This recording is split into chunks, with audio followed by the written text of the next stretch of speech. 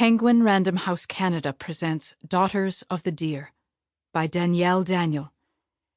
Read for you by Brefny Caribou, Jani Lauzon, and Tyrone Savage. For all the missing and murdered Indigenous women and girls across Turtle Island, and for all those who love them. Our sons will marry with your daughters, and we will be a single people. Samuel de Champlain. We do not exist, except in the open mouth of sky. No voices dream our visions. We fly in the blood of you, my daughters. Blue Marrow, Louise Bernice Half. This is a work of fiction inspired by the lives of my ancestors, both Indigenous and French settler. I did not write this novel alone. My ancestors guided my hand and heart. They pushed me until the bitter end.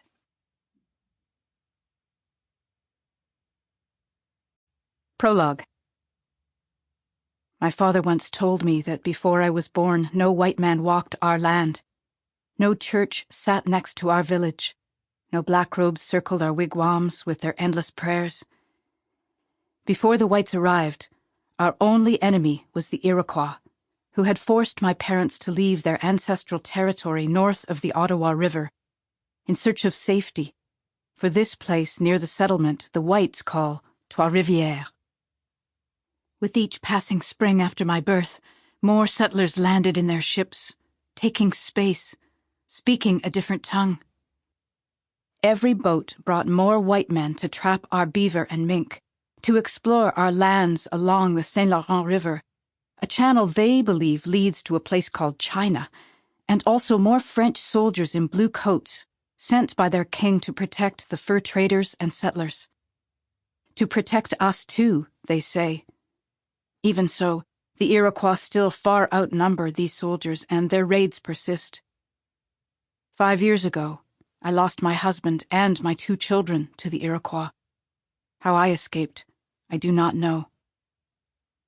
Life is hard for the whites here, but they refuse to return home. They've built one of their churches at the edge of our village, and a towering cathedral in Trois-Rivières. It seems like the black robes won't rest until every one of us becomes a convert to their god. The settlers hunt our animals without real need, without gratitude, only for the coins they receive for their pelts. They take without asking and speak of this land being new. But how can it be new if we have always been here? Our village has shrunk to only 100 strong, and most of our warriors have been killed in battle. The sachem, worried about our future and desperate that we survive, has now turned to us, the Whiscarini women, the daughters of the deer, and asked us to strengthen the alliance between our Algonquin people and the French. It is not enough for me to have converted to Catholicism and surrendered my soul. I must surrender my body too. In the year they call 1657, I am to marry a white man whose blood will flow in the veins of my children and my children's children.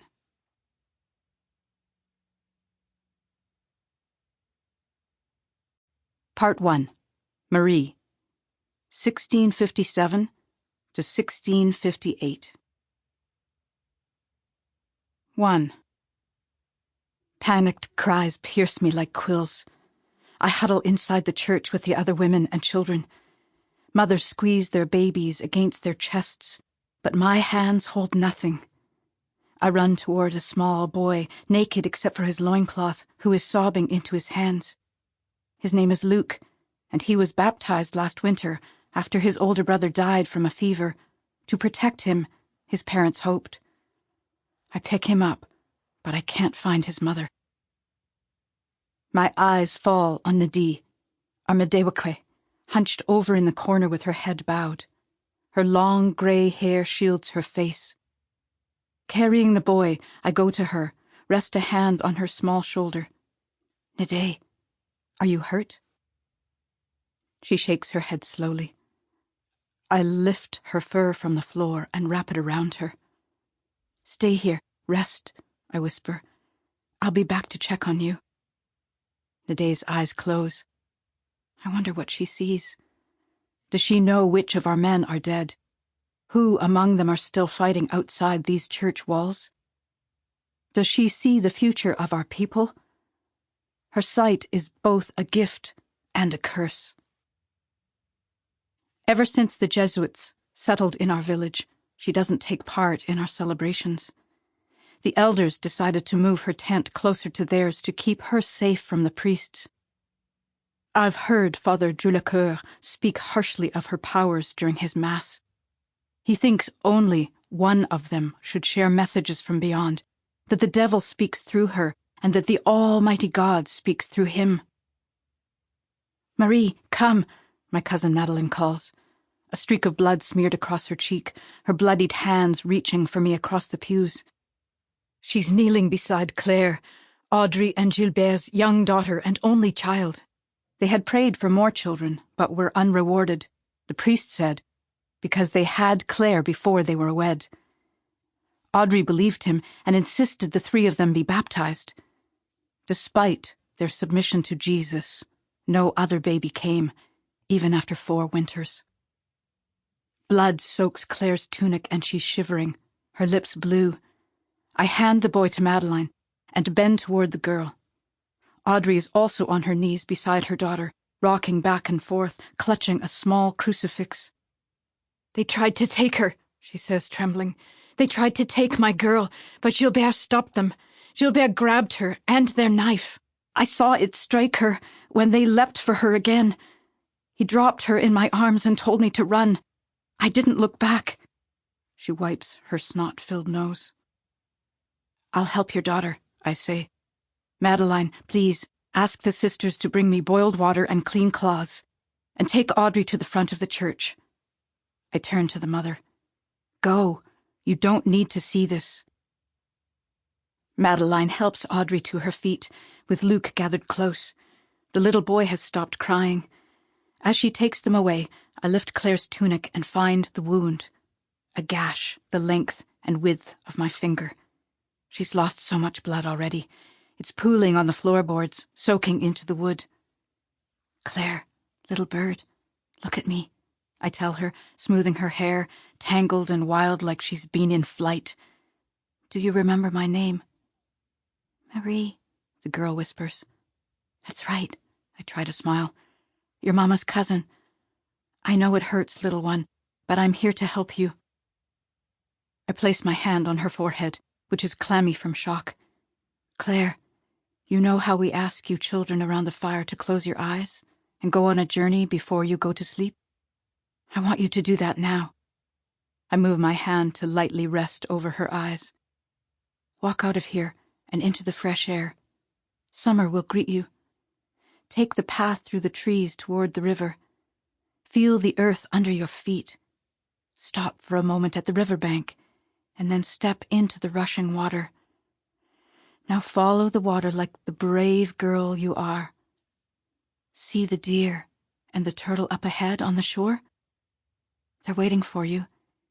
They'll comfort you and keep you company." Claire's eyelids flutter under my palm like butterflies trying to settle. I shut my own eyes and under my breath recite the words that were shared with me by my father when I was barely older than Claire. The words this church, the priest, these nuns tending to the wounded forbid me to say. I draw a deep and slow breath and feel the child give over to me and to her vision. I then place both hands over her wound and repeat the words again, focusing all my energy on Claire. I pray to my father, who is dead, and to the ones before him who also carried the dear medicine, to help me stop the bleeding. "Let me aid this child," a voice demands. Startled, I open my eyes to find an older nun at my side with a bowl of steaming water and some rags under her arm. "Move away," she orders, and squats to set the water on the floor. "I will take care of Claire," I say. "You don't know what you're doing." I caw at her loudly, like a massive crow, startling.